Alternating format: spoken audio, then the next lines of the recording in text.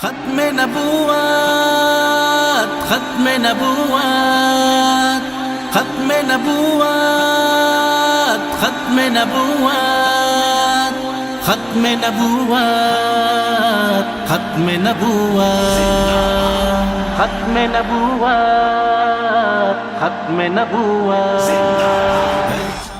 حسین پاک کی نسبت رکھتے ہیں. یاد رکھ لیجئے اگر فتووں کا دور ہوتا تو کسی کافر نے حسین پاک پہ تیر نہیں چلایا, کسی کافر نے حسین پاک کے گردن پہ خنجر نہیں چلایا, بلکہ منافقوں نے چلایا.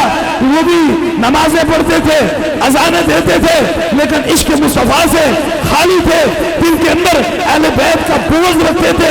اس لیے یاد رکھ لیجئے جو دین مصطفیٰ کو کافروں نے جتنا نقصان نہیں پہنچایا اتنا منافقوں نے پہنچایا.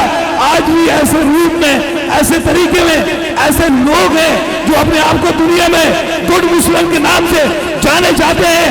یہ گڈ مسلم نہیں ہے, یہ سب سے بدترین مسلم ہے.